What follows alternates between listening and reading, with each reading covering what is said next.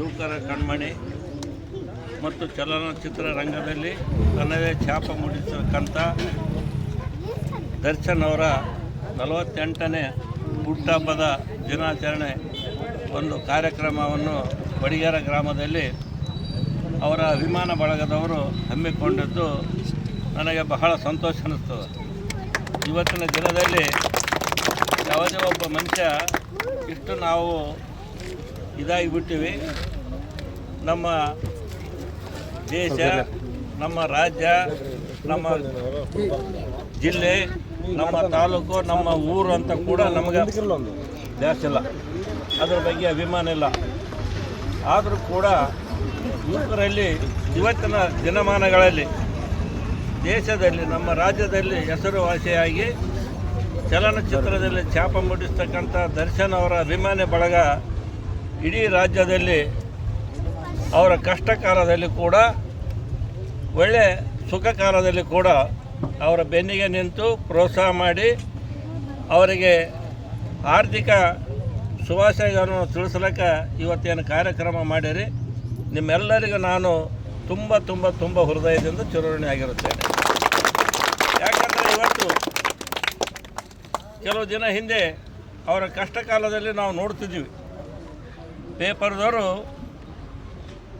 ಕಾರಣಾಂತರದಿಂದ ಯಾವ ಒಂದು ಅವ್ರ ಕೆಟ್ಟಗಳಿಗೇನೋ ಬರೆದದ್ದು ನೋಡಿದ್ರೆ ಯಾರನ್ನೂ ಈ ರೀತಿ ಪೇಪರ್ದವ್ರು ಇರಬಾರ್ದಂತ ನನಗೆ ಅನ್ನಿಸ್ತದೆ.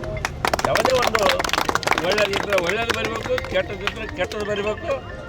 ಆದರೂ ಕೂಡ ಮಾಧ್ಯಮ ಅಂದರೆ ನಮ್ಮ ದೇಶದಲ್ಲಿ ನಾವು ಯಾವ ರೀತಿ ಇವ್ರನ್ನ ನಂಬಿಗೆಸಿ ಈ ಒಂದು ಅಭಿಮಾನಿ ಬಳಗ ನೀವು ಮಾಡಿರಿ, ಆ ರೀತಿ ಪೇಪರ್ದವರು, ಪ್ರೆಸ್ನವರು, ಈಗ ಟಿ ವಿ ಮಾಧ್ಯಮದವ್ರಿಗೆ ಕೂಡ ನಾವು ನಂಬಬೇಕಾಗ್ತದೆ. ಆದರೆ ಅವರು ಈ ರೀತಿ ಸೃಷ್ಟಿ ಮಾಡಿ, ಗೊಂದಲ ಮಾಡಿ, ಒಂದು ರಾಜ್ಯದಲ್ಲಿ ಹೆಸರು ಗಳಿಸಿ ಚಲನಚಿತ್ರದಲ್ಲಿ ತನ್ನ ಛಾಪ ಮೂಡಿಸ್ತಕ್ಕಂಥ ವ್ಯಕ್ತಿಯ ಬಗ್ಗೆ ಅಮಾನುಷವಾಗಿ ಬರೆದಂಥ ನಾನು ಅವ್ರಿಗೆ ಏನು ಅನ್ನಕ್ಕೆ ಹೋಗೋದಿಲ್ಲ, ಭಾಳ ದುಃಖ ವ್ಯಕ್ತಪಡಿಸ್ತೀನಿ ಅವರಿಗೆ. ಆ ಕಾರಣದಿಂದ ನೀವಾದರೂ ಕೂಡ ಅವರ ಹಾದಿಯಲ್ಲಿ ಏನು ಹೊಂಟಿರಿ, ಒಳ್ಳೆಯ ಕೆಲಸಕ್ಕೆ ತಮ್ಮ ಜೀವನವನ್ನು ಮುಡಿಪಿಟ್ಟು ಯಾವ ರೀತಿ ನಮಗೆ ರಾಮಚಂದ್ರಿಗೆ ಬಿಟ್ಟಿಲ್ಲ, ಶ್ರೀರಾಮಚಂದ್ರಿಗೆ ನಮಗೆ ಎಲ್ಲಿಂತ ಬಿಡ್ತದೆ, ನಮಗೂ ಬರ್ತದೆ ಕಷ್ಟ, ಒಳ್ಳೆ ಕಾಲ ಬರ್ತದೆ, ಸುಖ ಕಾಲ ಬರ್ತದೆ. ಆದರೆ ನಿಜ ಇದ್ದದ್ದು ನಿಜ ಆಗ್ತದ, ಸುಳ್ಳು ಇದ್ದದ್ದು ಸುಳ್ಳಾಗ್ತದೆ. ಈಗ ಆಗ್ಯದಲ್ಲ, ಆ ರೀತಿ ಆಗಂಥ ಉದಾಹರಣೆಗಳು ತಮ್ಮ ಮುಂದೆ ಇದ್ದಾವೆ. ನಮ್ಮ ದೇಶದಲ್ಲಿ ನ್ಯಾಯಕ್ಕೆ ಒಂದು ಬೆಲೆ ಅದ. ಕೋರ್ಟಿನಲ್ಲಿ ಇರ್ತಕ್ಕಂಥ ಕೇಸುಗಳ ಬಗ್ಗೆ ನಾವು ಏನು ಮಾತಾಡೋಕ್ಕೆ ಹೋಗೋದಿಲ್ಲ.